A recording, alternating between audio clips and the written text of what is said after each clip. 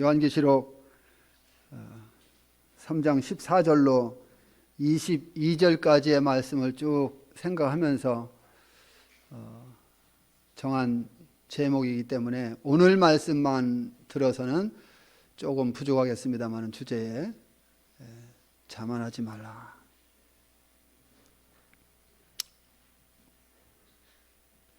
이 라오디게아 지역은 필라델피아에서 동남쪽으로 약 64km 정도 떨어진 곳에 위치해 있습니다. 그리고 골로새와는 약 16km 정도 떨어진 곳에 있습니다. 지도를 보게 되면은 그리고 이와 같은 것을 보기 위해서는 또 다른 것을 이렇게 참고하면은 더 자세히 알 수 있을 것입니다. 라오디게아에게 주님의 몸된 교회가 세워진 것은 어쩌면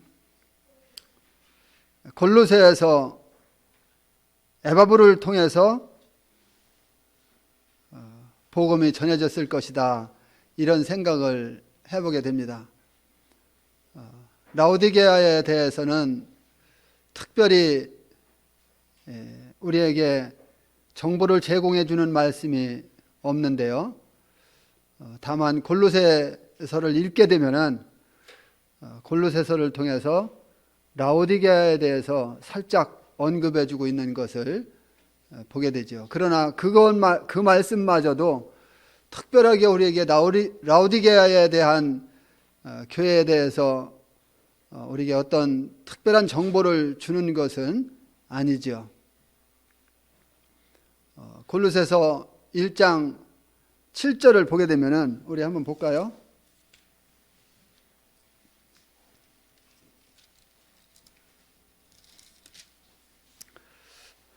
골로새서 1장 7절을 보면은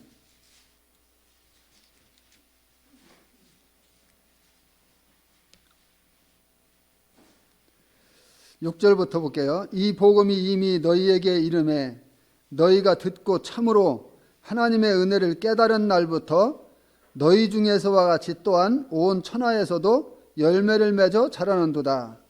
이와 같이 우리와 함께 종된 사랑하는 에바브로에게 너희가 배웠나니 그는 너희를 위한 그리스도의 신실한 일꾼이요.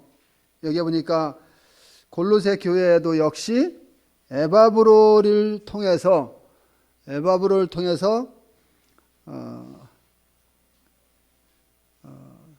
골로새 교회가 배울 수 있었다.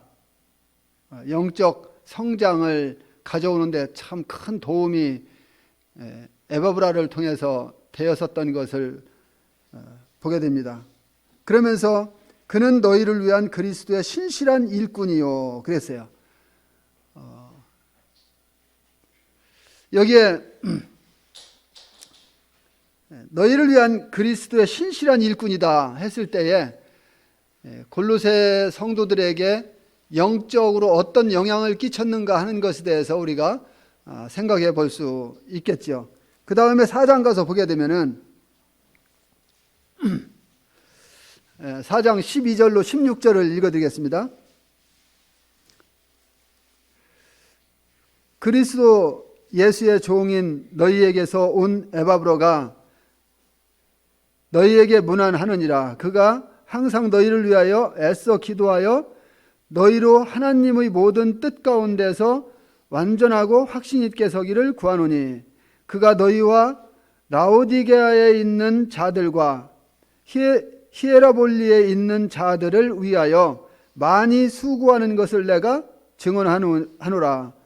사랑을 받는 의사 누가와 또 데마가 너희에게 문안하느니라. 라오디게아에 있는 형제들과 눈바와 그 여자의 집에 있는 교회에 문안하고 이 편지를 너희에게서 읽은 후에 라오디게아인의 교회에서도 읽게 하고 또 라오디게아로부터 오는 편지를 너희도 읽으라. 이와 같이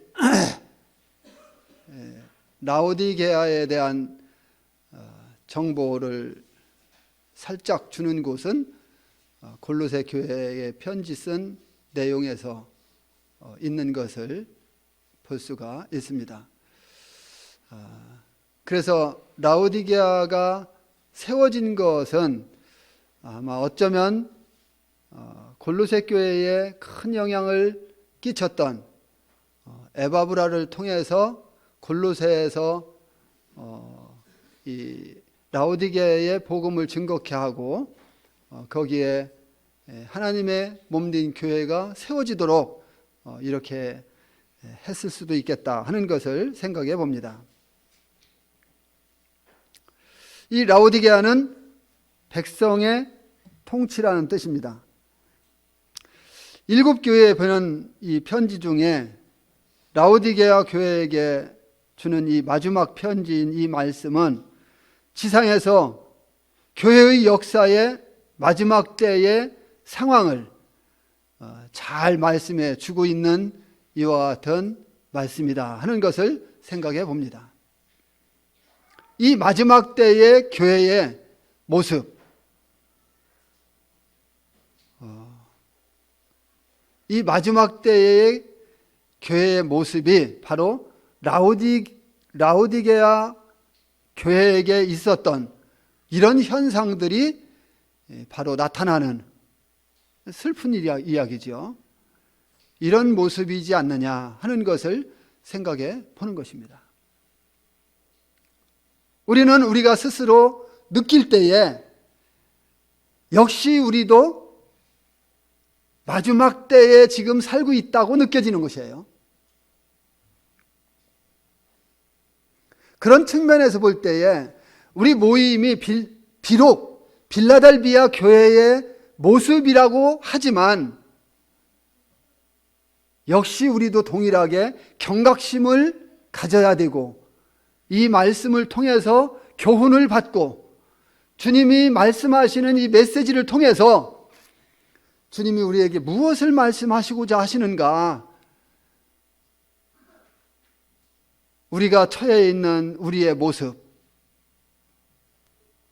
우리의 교회의 모습, 우리 개인의 모습, 이와 같은 것들을 잘 살펴볼 필요가 있다 하는 것을 생각해 보게 됩니다.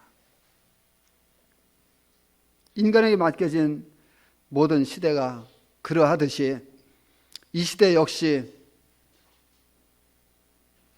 슬픔과 실패로 마감될 이와 같은 시대라고 하는 것에 대해서는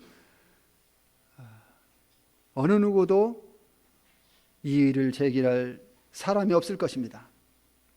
그러나 그 기간 중에서도 주님은 여전히 주님 피로 사신 자들을 소유하고 계시는 것을 볼 수가 있습니다. 곳곳에 주님께서 우리 주님 십자가의 보혈을 통해서 사신 자들을 소유하고 계시며 또 그러한 자들을 통해서 주님 일하시고 영광을 받으시는 이와 같은 모습을 볼 수가 있습니다. 그 수많은 성도들은 이제 우리 주님께서 그들을 위해서 오실 때에 불언간 이제 주님께로부터 들림을 받게 될 것입니다. 기독교교회의 마지막 국면을 보여주는 이 라오디게아 교회에서 우리는 책망만을 발견하게 되는 것입니다. 그래도 뭔가 한 가지 칭찬이 좀 있어야 되는데 칭찬은 없고 책망만 있습니다. 앞에서 살펴본 이 빌라델비아 교회와는 정반대라고 하는 것을 알 수가 있는 것입니다. 빌라델비아 교회는 책망은 없고 칭찬만 있었잖아요. 이런 차원에서 볼 때에 완전히 반대된 이와 같은 모습을 보여주고 있는 것이죠. 그러나 라오디게아 교회에서는 여기에 칭찬이라고는 아주 찾아볼 수가 없습니다. 그리고 라오디게아 교회에서는 주님의 다시 오심에 대한 이와 같은 약속의 말씀이 없는 것을 보게 됩니다. 이것은 라오디게아 교회의 영적인 상태, 즉 그리스도인의 소망인 주님 다시 오심에 대한 이와 같은 것이 그들에게는, 그들 마음 가운데는 없었다는 거예요. 주님이 라오디게아 교회에게 다시 오심에 대한 이와 같은 메시지를 주지 않았다고 하는 것은 그들 마음 가운데 주님 다시 오시는 것이 그리스도인들의 소망인데 그들 마음 가운데 그것이 없었다는 거예요. 그 영적으로 그들이 얼마나 안 좋은 가운데 있었느냐 하는 것을 보여주는 것이에요. 영적으로 주님을 사모하고 주님 말씀 안에서 주님 말씀을 지키면서 주님과 함께 동행하면서 주님과 함께 교제하면서 주님이 우리에게 지상 명령으로 내려주신 이 성도들과의 사랑을 돈독히 하는 가운데에서 주님을 섬기는 이와 같은 성도들에게는 어때요? 주님 다시 오심이 마음의 소망으로 남아있는 거예요. 기다리는 거예요. 그것이 바로 영적으로 바로 서 있는 사람들의 모습인 거예요. 그런데 라오디게아에는 그런 것이 없었다는 것입니다. 영적인 것에 대해서는 그들이 전혀 관심이 없는 무관심한 이와 같은 상태에 있었다고 하는 것을 보여주는 것입니다. 이것은 한 몸으로서의 교회가 절망적인 상태에 빠져 있다고 하는 것을 암시해 주고 있는 것이죠. 그래서 이제는 어떻게 됩니까? 개개인들만이 주님의 음성을 듣도록 그렇게 기대가 되는 것이죠. 그래서 이 교회는 일곱 교회에게 이 계시록에 나타난 이 일곱 교회 가운데 주님이 개개인의 말씀을 이렇게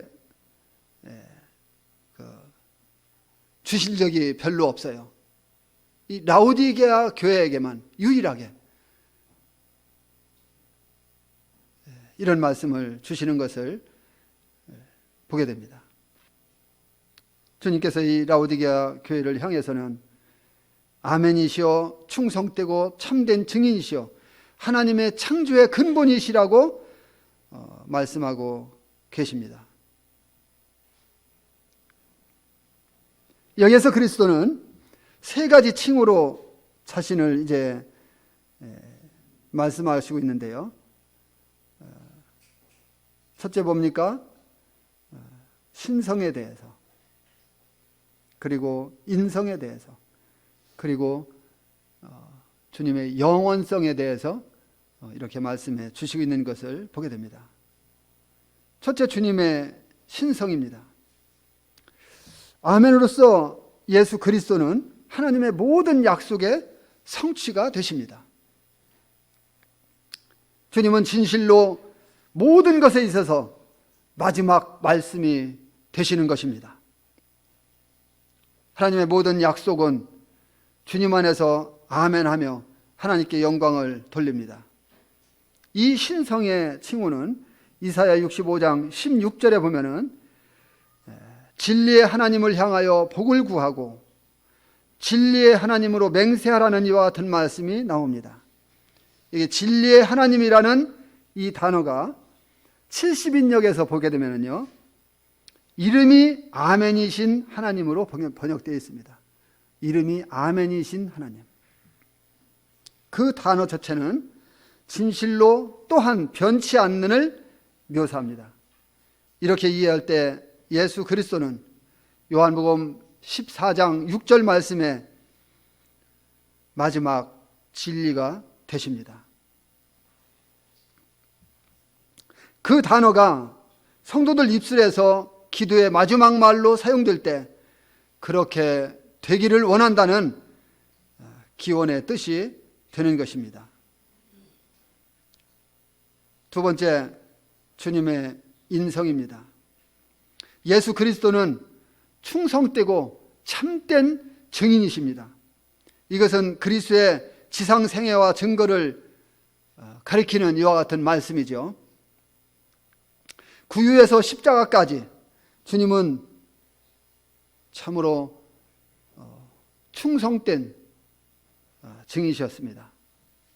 주님은 이 땅에서 아버지를 계시하실 때 항상 하나님과 하나님의 영광에 대해서 말씀을 하셨으며, 나를 본 자는 아버지를 본 자라고 하는 이와 같은 말씀에 맞는 합한 이와 같은 삶을 주님 자신이 사셨던 것을 볼 수가 있습니다.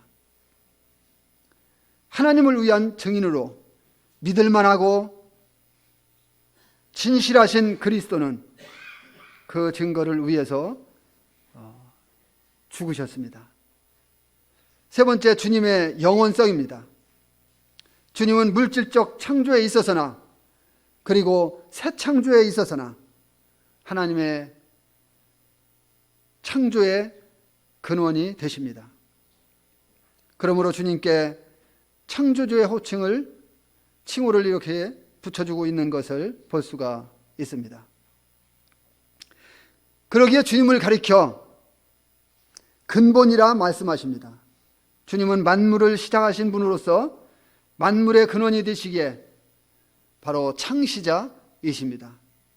골로새서 1장 14절로 17절을 보게 되면은 그리스도는 모든 창조의 근원이신데, 이것은 요한복음 1장 1절로 3절 말씀에 요한이 밝힌 진리이시라고 하는 것입니다.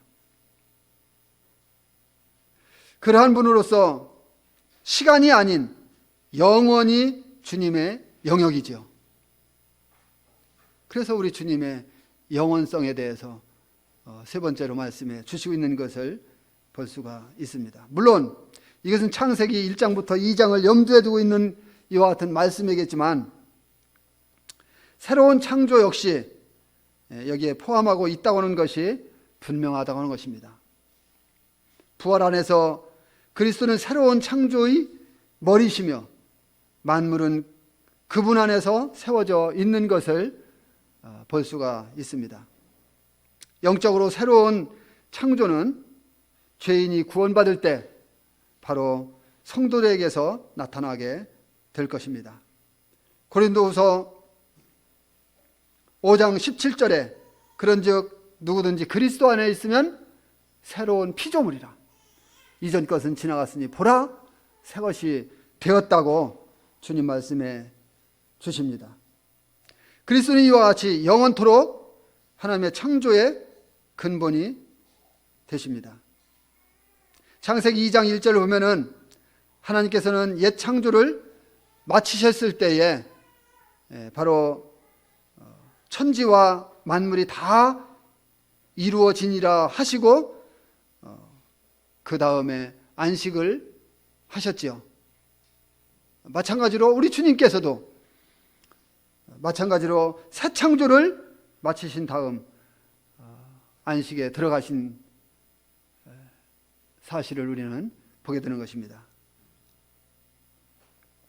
우리 주님은 이 땅과 하늘에서 영원하고 빼앗길 수 없는 이 축복을 지닌 새로운 창조를 온전히 이루실 것입니다.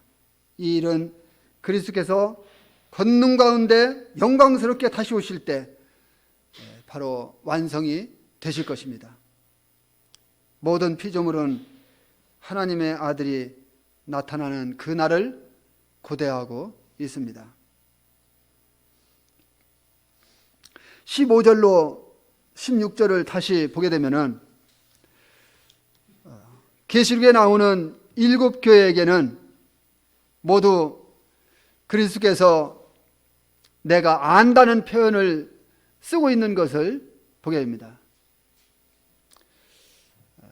주님께서 내가 안다는 표현을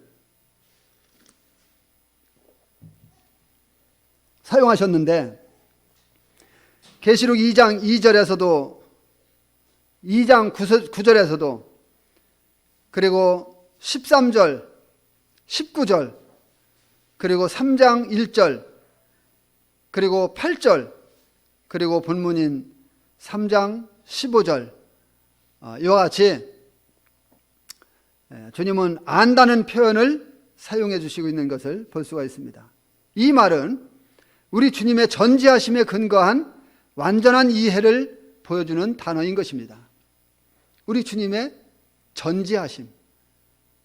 주님은 그래서요, 교회 안의 모든 일에 대해서 다 아시고 성도들의 모든 일들에 대해서 생애를 다 아시고 처음과 끝을 다 아시는, 알지 못하시는 것이 하나도 없으신 전지하신 하나님이십니다. 다른 교회들에게처럼 주님은 여기에서도 네 행위를 말씀하십니다. 사대에게 말씀하실 때처럼 주님께서는 여기 라오디게아의 이 행위를 말씀하신 다음 마치 아무 칭찬할 것을 발견하지 못하신 양 곧바로 책망으로 말씀하시는 것을 보게 됩니다. 그러므로 그리스도의 이 첫 말씀은 라오디게아에게 어쩌면 엄청난 충격이 되었을 것입니다. 내가 차지도 아니하고 뜨겁지도 아니하도다. 왜 그럴까요? 이 말씀은 라오디게아의 배경을 볼 때 그들이 곧바로 이해했을 것입니다. 물론 성경에서는 그런 것을 다 기록해 주고 있지 않지만 라오디게아는 물 사정이 좋지 않기 때문에 골로새 지역과 히에라볼리 지역에서 물을 끌어왔다고 그래요. 골로새 지역에서는 약 16km 떨어진 곳에서 온천수를 끌어오고 히에라볼리에서는 약 10km 정도 떨어진 곳에서 냉천수를 끌어왔다고 그래요. 그런데 관을 통해서 끌어오는 도중에 골로새까지 오면은 온천수도 냉천수도 다 미지근해지고, 그리고 그 맛을 보면은, 그 물맛을 보게 되면은 그 물맛이 전혀 없고 심지어 역겹기까지 해서 정상적인 반응이라면 그것을 먹고서는 곧바로 뱉어낼 수밖에 없는 이런 물이었다고 합니다. 물론 이와 같은 것은 성경에 기록되어 있지 않지만 주님께서 그 지역에 그와 같은 것을 아시고 또 그들이 그와 같은 것을 알고 있기 때문에 그것을 인용해서 비유로 말씀을 하셔서 그들로 하여금 깨닫게 하는 이와 같은 말씀이었죠.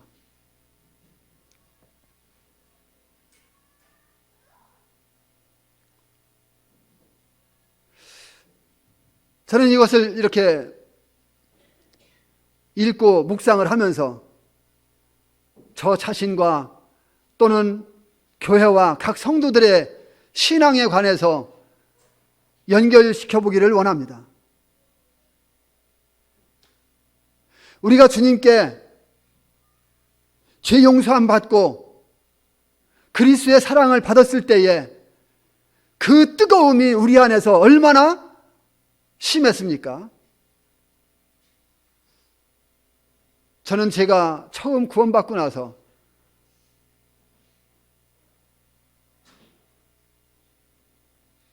요한복음, 물론 그 전에 다른 말씀들도 많이 나에게 교제해 주셨지만 제가 깨닫지 못했는데 나중에 요한복음 5장 24절 말씀을 읽어주면서 진실로 진실로 내가 너희에게 이르노니, 윤식에게 이르노니 내 말을 듣고 또 나 보내신 이를 믿는 자는 영생을 얻었고 심판에 이르지 아니하는 사망의 생명으로 옮겼다.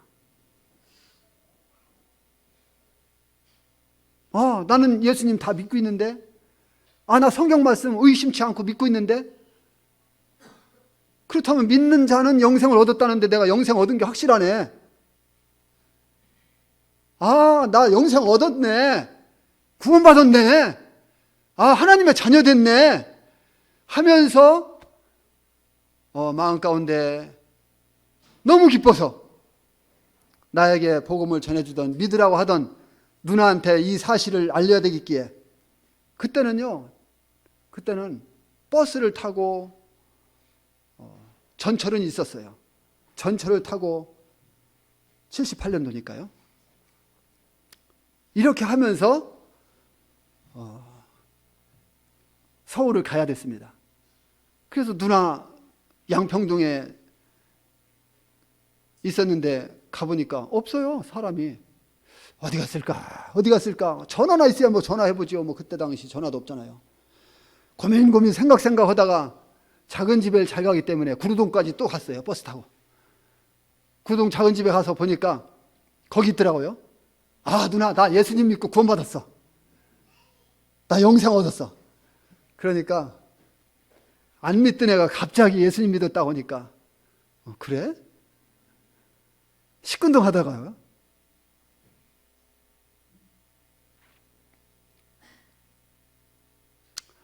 그때부터 복음을 전하고 나가서 전도지를 돌리고 사람들을 붙잡고 개인 교제하고 수원 팔달산 거기 한 바퀴 삥 올라가서 돌면서 저쪽으로 공원으로 내려가서 장안 공원에 내려가서 그렇게 되면 이제 저녁 때가 됩니다. 한 3시, 4시 됩니다. 거기 가서 또 시무룩하게 있는 사람들 붙잡고 또 찾아가서 복음 전하고 이러고 들어가서 또 교회 가서 저녁 집회하고 이와 같은 일들을 끊임없이 하던 이 열정적인 때가 있었는데 과연 내 안에 지금 그런 때가 있느냐? 이것이 나에게 지금도 있느냐? 이 끌어오르는 이와 같은 주님을 향한 성령의 불타는 이와 같은 마음이 지금도 있느냐? 저 자신을 돌아보게 되고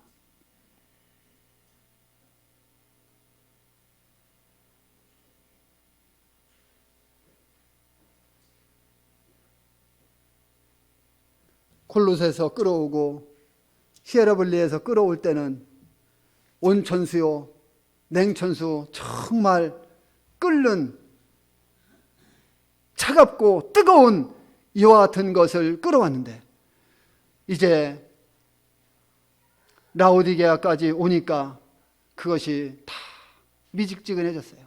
온천수도 냉천수도. 지금까지 우리가 이렇게 구원받고 나서 지금까지 여기까지 끌고 오는 동안에 우리의 영적인 것이 많이 식어지지 않았습니까? 저는 저 자신을 돌아보면서 주님 앞에 주님 용서를 구할 수밖에 없습니다.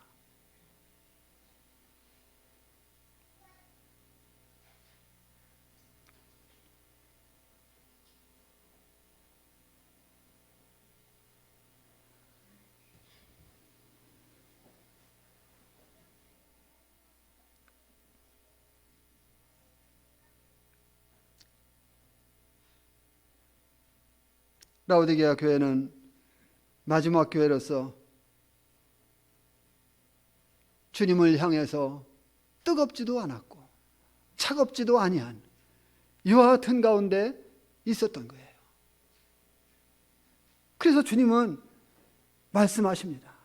네가 뜨겁던지는 뭐예요? 나를 위해서 열정적으로 주님을 섬겨라. 내가 말씀하고 있는 이 말씀에 대해서 네 생활 가운데 순종해라.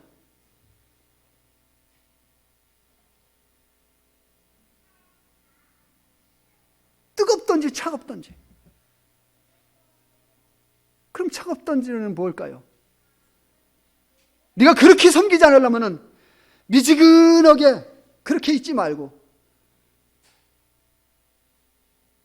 나를 부인할지라도 화끈해라 이거예요.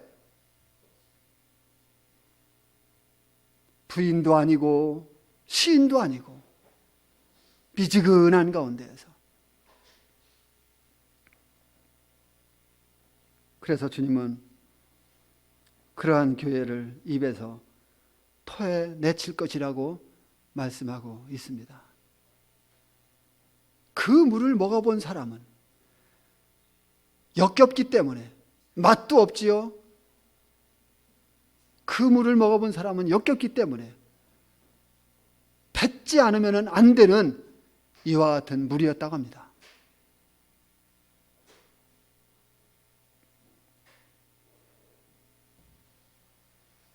주님은 이와 같이 미지근하여 뜨겁지도 아니하고 차지도 아니한 이와 같은 교회나 개인에 대해서 사용하실 수가 없었어요.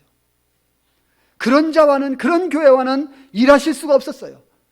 왜? 그들이 주님에 대해서 무관심해 있었기 때문에.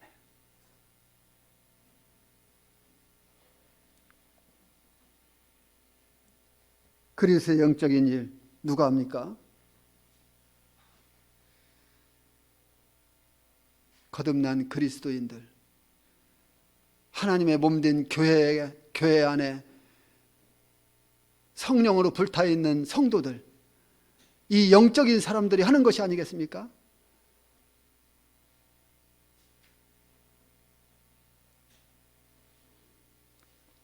따라서 라오디게아 교회를 볼 때 이 교회는 거듭나지 못한 사람들이 대부분이었지 않겠느냐 하는 것을 생각해 봅니다.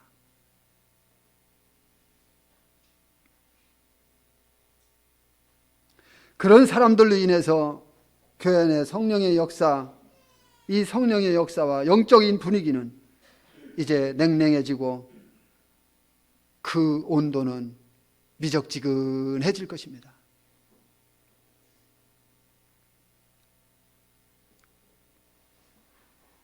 믿음이 없이 입술로만 믿음을 고백한 이와 같은 자들은요, 디모데후서 3장 5절 말씀과 같이 경건의 모양은 있는데 경건의 능력은 부인하는 이와 같은 자들로서 영적이지 아니한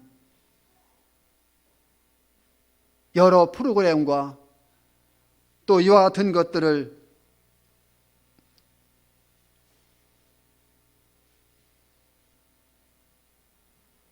활동들,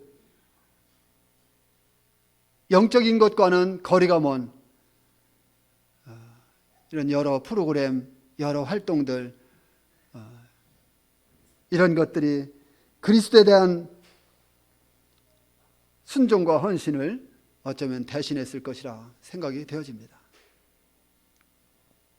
겉보기에는 멋있죠.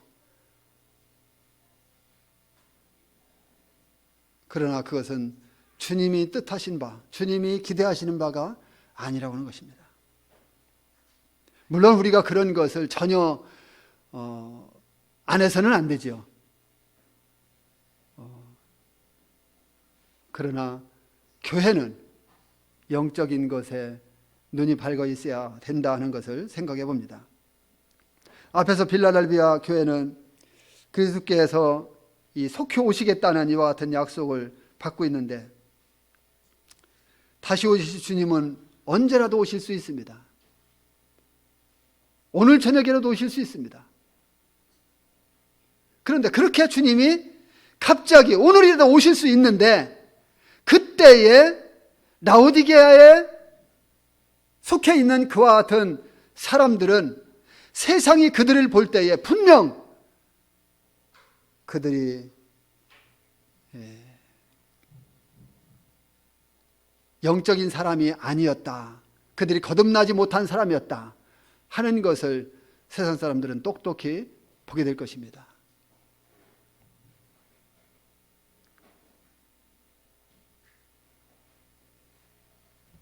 왜 그렇습니까? 거룩한 성도들이 들림 받았을 때에 그때에 그와 같은 자들은 그곳에 남아있을 것이 분명하기 때문에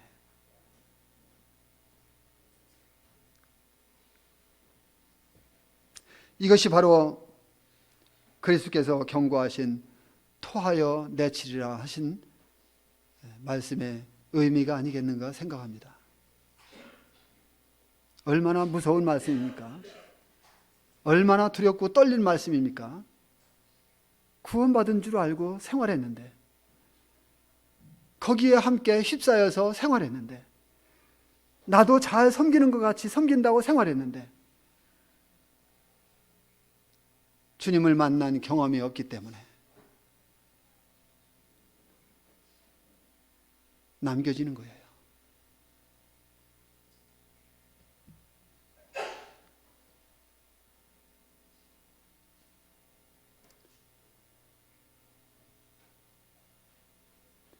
그때 세상은 그리스도께서 이 교회의 증거를 거절하시는 것에 대해서 똑똑히 보게 될 것입니다.